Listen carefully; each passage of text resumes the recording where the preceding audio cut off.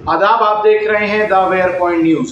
याद हो आपको 6 दिसंबर 1992 देश में क्या हुआ था? जी हां, बाबरी मस्जिद को जिस तरह से शहीद किया गया था, उसी तरह की झलक आज सोशल मीडिया पर महाराष्ट्र के विशालगढ़ कोल्हापुर की सामने आई है, जहां भगवाधारियों ने पहले मस्जिद और दरगाह पर चढ़कर वहां भगवा झंडा फहराया और उसके बाद हथौड़े से मस्जिद की गुंबदों को तोड़ते हुए, वेंडलाइज करते हुए तस्वीरें इस वक्त सोशल मीडिया पर वायरल हो रही हैं। जी हाँ, महाराष्ट्र के जो कोल्हापुर है, कोल्हापुर जिले का विशालगढ़ में संभाजी राजे छत्रपति समूह द्वारा अतिक्रमण हटाओ अभियान चल रहा है, जिसके तहत इन लोगों ने जो ये लोग पूरा मुक्ति दिलाने की बात कर रहे हैं, लोगों के मकानों को तोड़ रहे हैं। आज उन्होंने मस्जिद रजा जामा मस्जिद पर हथौड़ों से मस्जिद के गुंबदों को तोड़ा, वहां पर भगवा झंडा फहराया, मस्जिद के अंदर रखी हुई तमाम मुकद्दस किताबों को उल्टा सीधा फेंका, उनकी बेहुरमती की, और जो तमाम किताबें थी मस्जिद के अंदर का हिस्सा था उसको पूरी तरह से वेंडलाइज कर दिया।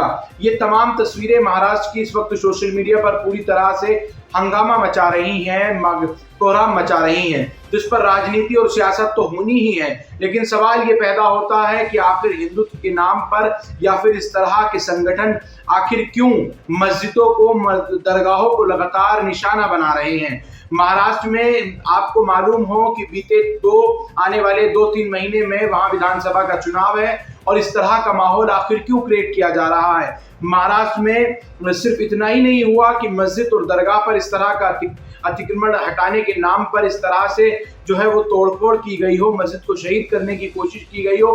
आखिर पुलिस क्या कर रही थी इन प्रदर्शनकारियों को, या फिर जो ये लॉ एंड ऑर्डर सिचुएशन को बिगाड़ने की पूरी कोशिश कर रहे हैं, पुलिस ने इन पर क्या एक्शन लिया, ये तमाम चीजें मैं आपको तफसील से बताऊंगा। लेकिन जो सबसे बड़ा सवाल है कि आखिर 6 दिसंबर 1992 बाबरी मस्जिद के विध्वंस की कहानी दोहराने की कोशिश तो नहीं की गई?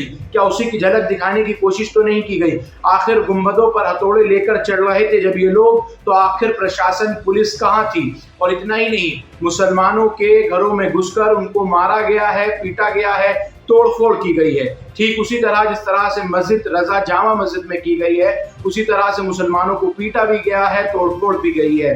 आज प्रशासन का एक वीडियो सामने आया, हालांकि ये मामला कल से सामने आया था, जिस पर अबू आजिम कासमी ने भी सवाल खड़े किए थे, जो महाराष्ट्र से समाजवादी पार्टी के नेता हैं। AIMM के वारिस पठान ने इस पूरे मामले में जो है वो दखलंदाजी प्रशासन से देने की कोशिश की थी, जहां मुसलमानों के घरों में घुसकर लाठी डंडे लेकर हिंदुत्व के दहशतगर्द जो हिंदुवादी अपने आप को बता रहे हैं, वो आखिर क्या करने का प्रयास कर रहे थे।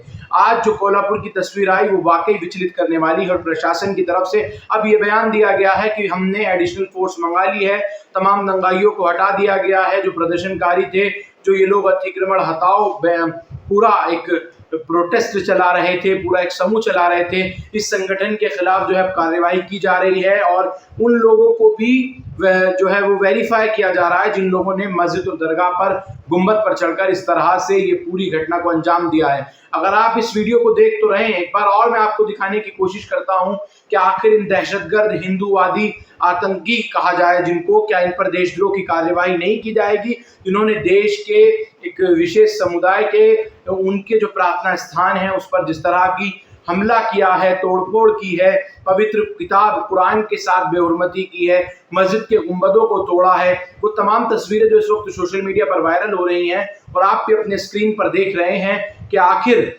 किस नफरत का शिकार थे ये लोग कि मस्जिद के साथ इस तरह का मस्जिद में घुसकर इन लोगों ने तांडव किया है। हालांकि प्रशासन ये कह रहा है कि अब इन तमाम लोगों को हटा दिया गया है और तमाम को रेक्टिफाई कर वीडियोस के जरिए इन लोगों की गिरफ्तारी, इन पर कार्यवाही जल्द अमल में लाई जाएगी। लेकिन बड़ा सवाल ये खड़ा हो जाता है, विशालगढ़, गजापुर, कोल्हापुर, महाराष्ट्र में इतना बड़ा ये अभियान चलाया जा रहा है कि मुसलमानों के प्रति इतनी नफरत दिखाई जा रही है, उनके मकानों के साथ तोड़फोड़, उनके घरों में घुसकर हमला किया जा रहा है, घरों को खाली किया जा रहा है, लूटपाट तक को अंजाम दिया जा रहा है, और प्रशासन, पुलिस, महाराष्ट्र सरकार क्या सोई हुई है? ओहो, हम तो भूल ही गए थे कि पूरा महाराष्ट्र प्रशासन, महाराष्ट्र की पुलिस और महाराष्ट्र सरकार पूरी तरह से अडानी और अंबानी के घर में शादी में लगी हुई है। वहां सिक्योरिटी इंतजाम किए जा रहे हैं। पूरी दुनिया ने इस वक्त जो है वो, खासकर जितना भी गोदी मीडिया है, वो तमाम अडानी अंबानी की शादी दिखा रहे हैं। अंबानी के बेटे की शादी जो कि राधिका मर्चेंट से की जा रही है, मर्चेंट परिवार से, आखिर क्यों ये मस्जिद का जो पूरा मामला है इसको किस तरह से छुपाने का प्रयास किया जा रहा है, ये बहुत बड़ा सवाल है। और आखिर मीडिया की नजरों से ये तमाम तस्वीरें दूर क्यों हैं? जैसा कि मैंने बार बार कहा, मैं इस बार भी कह रहा हूं, क्या ये बाबरी मस्जिद को जिस तरह से 6 दिसंबर हुआ था उसको दोहराने की एक झलक तो नहीं दी जा रही है? आखिर इन गुंडों को जो इस तरह से हथौड़े लेकर, भगवा झंडे लेकर दूसरे विशेष समुदाय के, दूसरे धर्म के प्रार्थना स्थान पर इस तरह से चढ़कर झंडे गाड़ रहे हैं और इस तरह का ये हमला, सांप्रदायिकता फैला रहे हैं, कहाँ था ये पूरा प्रशासन? क्या जो एजेंसियां हैं वो तमाम क्या सोच रही थी? क्या इससे देश का माहौल खराब नहीं होता? क्या इन लोगों पर एनएसए और देशद्रोह जैसा एक्ट नहीं लगना चाहिए? इन लोगों के खिलाफ कार्रवाई नहीं होनी चाहिए? और क्या इन लोगों पर बुलडोजर नहीं चलना चाहिए? ये तमाम सवालिया निशान है। और ये तो कार्रवाई क्या कुछ प्रशासन करेगा ये तो देखने लायक होगी ही, लेकिन इस वक्त सबसे बड़ा सवाल ये, आखिर प्रशासन उस वक्त कहाँ था जब ये वेंडलाइज कर रहे थे मस्जिद के गुंबदों को, मस्जिद के अंदर रखी हुई जो किताबें हैं, पवित्र कुरान है और जो तमाम दूसरी किताबात हैं, उनकी बेहुरमती कर रहे थे और वीडियोज इतनी शान से बनाकर वायरल भी की जा रही है सोशल मीडिया पर। प्रशासन ने, महाराष्ट्र सरकार ने अभी तक क्या कार्यवाही की है? क्या केंद्र में बैठी हुई हुकूमत यही चाहती थी, या फिर ये जो महाराष्ट्र में आने वाले 2-3 महीनों में चुनाव होने हैं विधानसभा के, उसको लेकर तैयारी की जा रही है इस तरह की कि वहां का माहौल एक तरफा किया जाए? आखिर कई सवालों के घेरे में महाराष्ट्र प्रशासन, सरकार है। मैं फिर कह रहा हूं, क्या ये एक कोशिश की गई है कि बाबरी को दोबारा दोहराया जाए? महाराष्ट्र की इस जो मस्जिद, रजा जामा मस्जिद है विशालगढ़ कोल्हापुर में, इस पर आखिर इतना बड़ा ये हमला किया गया है मस्जिद पर, पूरा प्रशासन, सरकार, गोदी मीडिया कहाँ सोया हुआ है? वो भोपू भांड मीडिया, ये तमाम सवालों के घेरे में है। लेकिन सबसे बड़ा सवाल इन आरोपियों पर, इन हमलावरों पर जिन्होंने तोड़फोड़ की, मस्जिद के गुंबदों को तोड़ा, वेंडलाइज किया और साथ के साथ उस पर भगवा झंडा फहराया।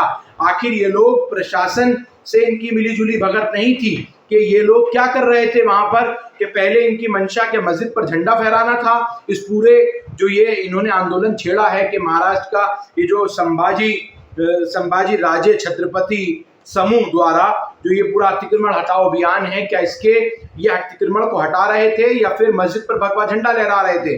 तमाम सवालों के घेरे में प्रशासन, मैं फिर कह रहा हूं, कहां सोया हुआ था? इस पर कठोर से कठोर कार्रवाई होनी चाहिए और तमाम लोगों को देखना चाहिए कि महाराष्ट्र या फिर जिन राज्यों में चुनाव है वहां का माहौल बिगाड़ने की कोशिशें कहीं जो नफरती चिंटू हैं या नफरती जो इस तरह की सांप्रदायिकता की राजनीति करने वाले हैं, ध्रुवीकरण की राजनीति करने वाले हैं, तुष्टीकरण की राजनीति करने वाले हैं, कहीं ये तमाम चीजें एक्टिव तो नहीं हो गई हैं। हालांकि 4 जून के बाद जिस तरह से लगातार मुसलमानों के खिलाफ मॉब लिंचिंग की वारदातें सामने आई हैं, इस पर केंद्र सरकार या फिर सेक्युलरिज्म का पहाड़ा पढ़ाने वाली जेडीयू हो या फिर चंद्रबाबू नायडू की पार्टी हो, अभी तक कोई स्टैंड नहीं ले सकी है और समूचा विपक्ष भी इस पूरे मामले में खामोश है।